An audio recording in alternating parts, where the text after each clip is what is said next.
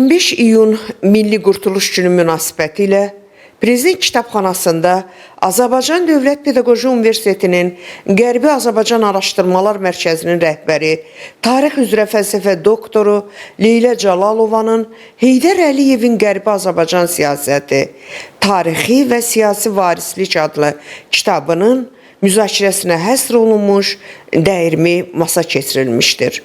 Prezident Kitabxanasının direktoru Professor Afət Abbasova dəyirmi masa iştirakçılarını salamlamış, Qərbi Azərbaycan siyasəti mövzusunun tarixilik prizmasından işıqlandırılmasının əhəmiyyətini xüsusi olaraq qeyd etmiş və sözü iştirakçılara vermişdir. Azərbaycan Dövlət Pedaqoji Universitetinin rektoru, tarix elmləri doktoru Professor Cəfər Cəfərov, kitabın ideya müəllifi və məsləhətçisi, Azərbaycan Dövlət Pedaqoji Universitetinin beynəlxalq əlaqələr üzrə prorektoru, filologiya elmləri doktoru Professor Mahirə Hüseynova, kitabın ön sözünün müəllifi, Milli Məclisin deputatı Dosent Sadiq Qurbanov, kitabın elmi redaktoru,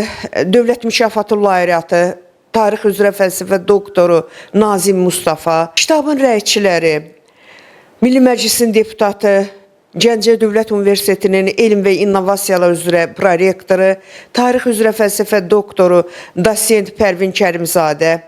tədqiqatçı, hüquqşünas Səməd Vəkilov çıxışlarında qeyd etmişlər ki, kitabda son 2 əsrdə Azərbaycana qarşı həyata keçirilən təcavüzkar separatçılıq və dövlət terrorizmi siyasəti, erməni quldur birləşmələrinin Qarabağda, həmçinin Qərbi Azərbaycan torpaqlarında törətdiyi qanlı cinayətlər, sadə xalqın başına gətirilən qanlı müsibətlər, konkret faktlar, tarixi araşdırmalar əsasında işıqlandırılmışdır. Kitabda ümumilli lider Heydər Əliyevin Azərbaycana rəhbərliyinin 1-ci və 2-ci mərhələlərində erməni millətçilərinin ərazi iddialarına qarşı qətiyyətli mübarizəsi, Sovet dövründə və müstəqillik illərində konseptual əhəmiyyət daşıyan Qərbi Azərbaycan siyasəti tarixilik prizmasından ətraflı işıqlandırılması dəyirmi masa iştirakçılarının çıxışında xüsusi olaraq qeyd olunmuşdur. Milli Məclisin deputatları Rizvan Nəbiyev, Məlahət İbrahim qızı, Azər Allahverənov mövzunun aktuallığını və kitabın bugünkü və gələcək nəsillər üçün gərəkli mənbə olduğunu qeyd etdilər.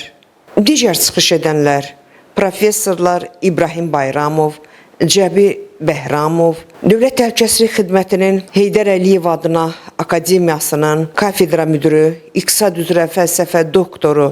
Müşfiq Ramazanov qeyd etdilər ki, 20-ci əsrin əvvəllərindən başlayaraq Qərbi Azərbaycanlıların deportasiya və soyqırımı siyasətinə məruz qalması, bu qanlı hadisələrə hüquqi, siyasi qiymətin verilməsi, Qərbi Azərbaycana qayıdış konsepsiyası,